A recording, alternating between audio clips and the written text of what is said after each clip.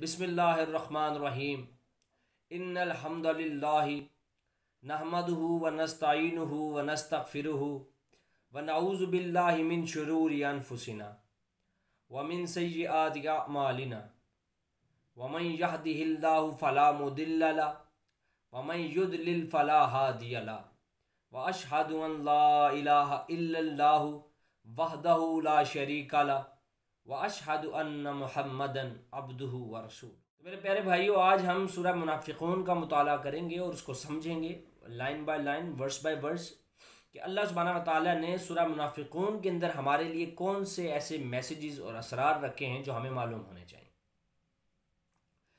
तो शुरू करते हैं। बिस्मिल्लाहिर्रहमानिर्रहीम। अल्लाह के नाम से जो बेइंतहा मेहरबान और रहम फरमाने वाला है।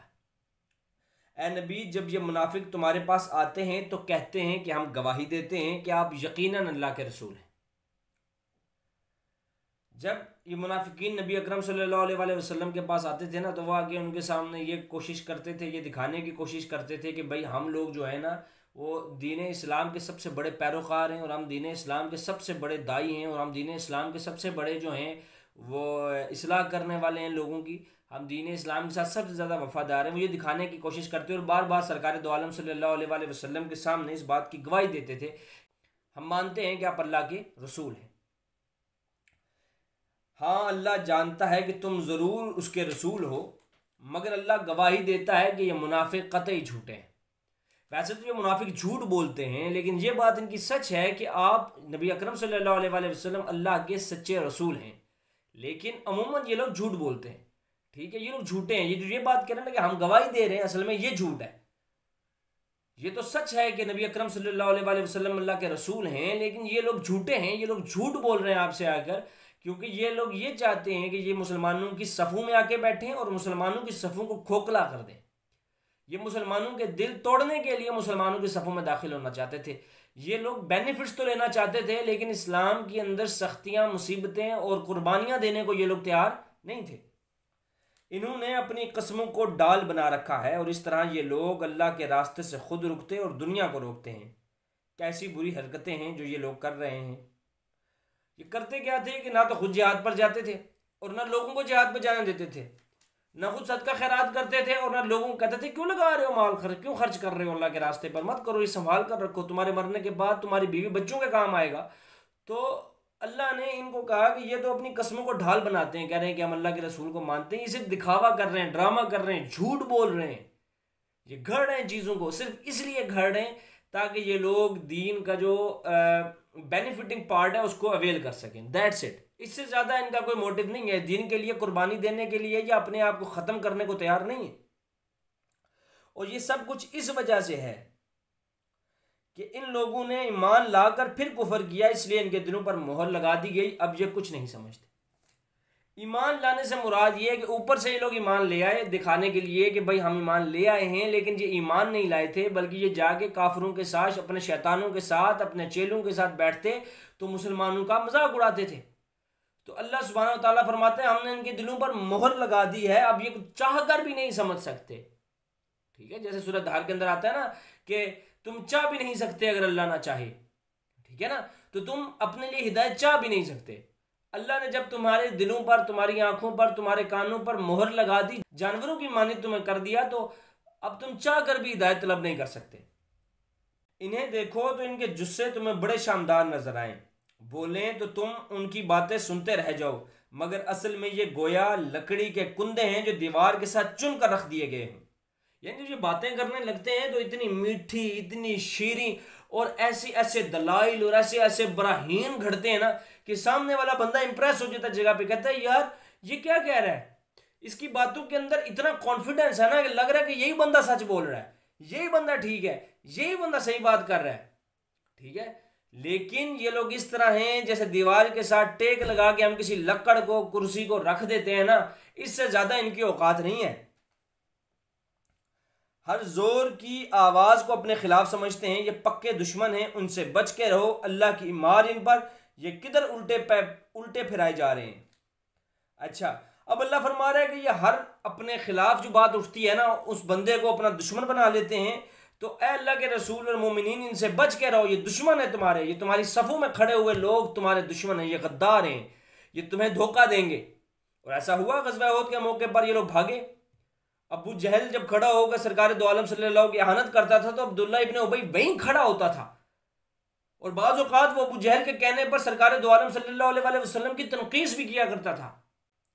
वो बेगैरत, वो घटिया आदमी, ठीक है। तो सरकार दो आलम सल्लल्लाहु अलैहि वसल्लम की इहानत करने में उसको मसला नहीं था, लेकिन कहने को वो क्या था, वो कहता था मैं मुसलमान हूं, मैंने कलमा पढ़ लिया, मैं गवाही देता हूं कि आप अल्लाह के रसूल हैं। लेकिन कुरान के अंदर बड़ा वाज़ेह लिखा हुआ है कि अगर तुम ये चाहते हो कि अल्लाह तुमसे मोहब्बत करे तो क्या करो, फत्तबिऊनी, बस अल्लाह के रसूल की इताअत करो।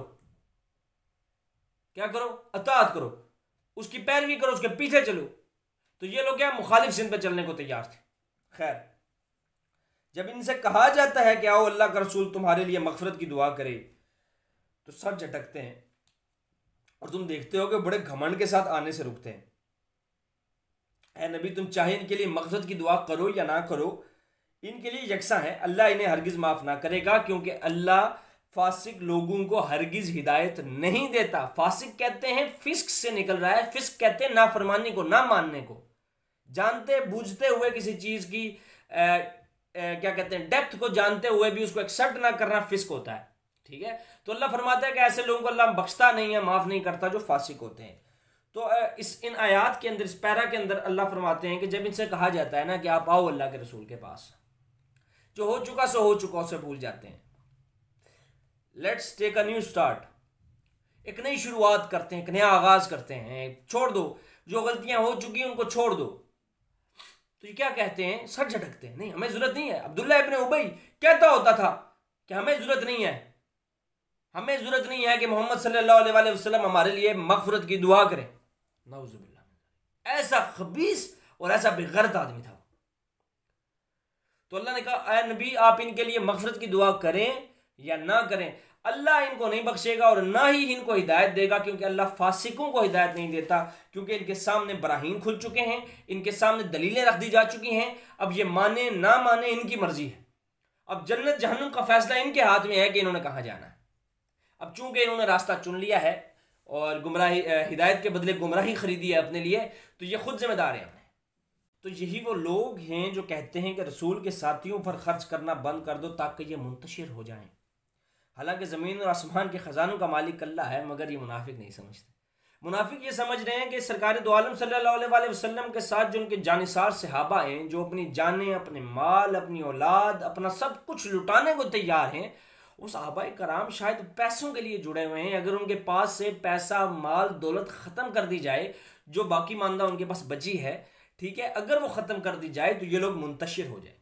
ये बेवकूफ़ ये नहीं समझते कि ज़मीन और आसमान का मालिक, उन ख़जानों का मालिक अल्लाह है, और उस मालिक के सिपा सालार नबी अकरम सल्लल्लाहु अलैहि वसल्लम हैं। और ये जितने जानिसार हैं, ये सिपा सालार के तैयार करदा हैं, ये पैसे, माल, दौलत के लिए सरकार के साथ नहीं हैं, बल्कि कौज़ के लिए हैं। है ये कहते हैं कि हम मदीने वापस जाएं तो जो इज़्ज़त वाला है वो जलील को वहाँ से निकाल बाहर करेगा। हालांकि इज़्ज़त तो अल्लाह और अल्लाह के रसूल और मोमिनीन के लिए है, मगर ये मुनाफिक जानते नहीं। ऐ लोगों जो ईमान लाए हो, तुम्हारे माल और तुम्हारी औलादें तुमको अल्लाह की याद से गाफिल ना कर दें। कहीं ऐसा ना हो कि तुम ये सोचो कि भाई मैंने ये माल खर्च कर दिया तो मेरी औलाद का क्या होगा, कि कहीं तुम इस सोच में ना पड़ जाओ कि शायद मैंने दीन का काम किया तो मुझे नौकरी से निकाल दिया जाएगा, मेरे बच्चों का क्या होगा। कहीं तुम इस फरेब में ना पड़ जाओ कि औलाद, माल तुम्हारे लिए ज़्यादा इंपॉर्टेंट है। याद रखना, तुम्हारी कौज, तुम्हारा दीन तुम्हारे लिए ज़्यादा इंपॉर्टेंट है, तुम्हारे लिए ज़्यादा अहमियत का हामिल है। देखो ये चीज़ें तुम्हें दीन से गाफिल ना कर दें, और जो लोग ऐसा करेंगे वो खसारे वाले हैं। और जो रिस्क हमने तुम्हें दिया है उसमें से खर्च करो कबल इसके कि तुम में से किसी की मौत का वक्त आ जाए। जो माल हम तुम्हें दें, अल्लाह सुब्हानहू व तआला फरमा रहे हैं, जो माल हम तुम्हें दें उसको अल्लाह की राह में खर्च करो। उसको जोड़ जोड़ के नहीं रखना, उसको अल्लाह की राह में खर्च करो। तुम्हारे पास 10 रुपये तुम अर्न कर रहे हो, उसमें से 1 रुपया आगे तुम अल्लाह के रास्ते पे दो, 2 रुपये दो, 5 रुपये दो, 6 रुपये दो, 7 रुपये दो। अल्लाह ने कोई लिमिट नहीं लगाई, लेकिन दो। वल्लाह अल्लाह तुम पर ज़कात लगती है कि नहीं लगती, लेकिन तुम्हारे पास जो माल आ रहा है उसको अल्लाह की राह पर निकालो, उसे जोड़ जोड़ के ना रखो। ये ना हो तुम्हारा वक्त करीब आ जाए और उस वक़्त वो कहे कि मेरे रब क्यों ना तूने मुझे थोड़ी सी और मोहलत दे दी, मैं सदका देता और साले लोगों में हो जाता। अल्लाह फरमा जो सदका देता है वो साले लोगों में होता है, जो अल्लाह की राह में लगाता है ना माल को, वो साले लोगों में से होता है। ठीक है, तो लगाना चाहिए। अब हम लोग देखें, मसला ये है, हम लोग ज़्यादातर जितने लोग हैं वो या तो अपने आप को ज़कात का हामिल नहीं समझते और होते भी नहीं है बाज़ औक़ात, लेकिन वो करते क्या है कि वो जो उनके पास अपनी रेगुलर इनकम आ रही है ना, उसमें से भी सदका व खैरात नहीं करते। जबकि अल्लाह सुब्हानहू व तआला फरमा रहा है कि जो भी माल हम तुम्हें दें उसमें से अल्लाह की राह में खर्च करो। मतलब ये नहीं कहा कि सारे का सारे अल्लाह की राह में खर्च कर दो, उसमें से खर्च करो। ठीक है, तो जब तुम उसमें से खर्च करोगे तो अल्लाह तुम्हें और देगा, अल्लाह तुम्हें और देगा, अल्लाह तुम्हें और देगा। जितना तुम अल्लाह की राह पर दोगे अल्लाह तुम्हें और देगा, और तभी तुम साले होगे। वरना आप पैसे जोड़ जोड़ के रख के बखीली कमाएंगे, सौलेपन नहीं कमा सकते। ठीक हो गया। और आखिर में, हालांकि जब किसी की मोहलत अमल वक्त और सबसे इंपॉर्टेंट बात, जब मरने लगोगे ना तो उस वक्त कोशिश करोगे कि जो मेरा माल है वो मैं लगा दूं, लेकिन उस वक्त वो माल के लेने वाले आ जाएंगे भाई, उस औलाद आ जाएगी, भाई आ जाएगा, क्या यार सठिया गया है, हिजियान हो गया, इसको बुखार सर पकड़ लिया, इसका ये चाहता है मैं ये जो माल है इसका यहाँ लगा दूं, वो नहीं लगाने देगा आपको। ठीक है, तो उस वक्त फिर कोई फ़ायदा भी नहीं होगा। तो कोशिश करेंगे जब तक सेहत है, जब तक ज़िंदगी है, जब तक जान में जान है और अल्लाह आपको माल दे रहा है, उसे अल्लाह की राह में खर्च करें। हालांकि जब किसी की मोहलत अमल पूरी होने का वक्त आता है तो अल्लाह किसी शख्स को हरगिज़ मज़ीद मोहलत नहीं देता, और जो कुछ तुम करते हो उससे अल्लाह बाखबर है। ठीक है, तो जब आपके पास एक बार माल आ गया और आपके पास मोहलत भी है तो आप उसे अल्लाह की राह में खर्च करें, लेकिन जब आपकी मौत का वक्त आ गया तो उससे ज़्यादा वक्त इसलिए नहीं मिलेगा कि यार प्लीज़ अल्लाह मुझे थोड़े से पैसे सदका करने दे, नहीं, क्योंकि जब मौका था तुमने तब नहीं किया। ठीक है, अल्लाह मज़ीद वक्त नहीं देता। ठीक है, और जो कुछ तुम करते हो अल्लाह उससे बाखबर है। तुम ये मत समझना कि मैं जो मर्जी करता रहूं, मुझसे कोई पूछने वाला नहीं होगा, मेरी कोई क्या कहते हैं बास पुस करने वाला नहीं होगा, मैं जो मर्जी करता फिरूं, ऐसे नहीं चलेगा भाई। ठीक है, अल्लाह जानता है, अल्लाह तुमसे जवाबदेही लेगा हर उस चीज़ की जिसकी तुम्हें उसने कफालत बख्शी है और जिसकी उसने तुम्हें मलकियत बख्शी है, चाहे तुम एक मकान के मालिक हो, चाहे घर के सरबराह हो, चाहे तुम एक हुकूमत के अंदर हो। ठीक है, तुमसे हर चीज़ के बारे में सवाल होगा, जो जो अमल तुम्हारी सरपरस्ती में होते रहे। तो मेरे भाइयों, आज हमने सूरह मुनाफिकून को समझा और उसके अंदर से हमने पैगामात लिए अल्लाह सुब्हानहू व तआला की, और हम कोशिश करेंगे इसे अपनी ज़िंदगियों पर लागू करें, और अल्लाह हमें कुरान पढ़ने, कुरान समझने और कुरान पर अमल करने की तौफीक अता फरमाए, और हमारे दिलों में सरकार दो आलम सल्लल्लाहु अलैहि वसल्लम की मोहब्बत पैदा करे, हमें ख़त्म नबूवत पर काम करने की तौफीक अता करे, और हमें सहाबा और अहले बैत की उल्फत हमारे दिलों में रासिख फरमाए। और अगर इस वीडियो के बीच में मेरे से कोई ऐसी बात निकल गई हो जो नहीं निकलनी चाहिए थी, तो अल्लाह हमें बख्शे। ठीक है, और अल्लाह हमारे गुनाहों को बख्श दे और हमें हमारी गलती की इस्लाह करने की तौफीक अता फरमाए। तो वमा अलैना इल्लल बलाग।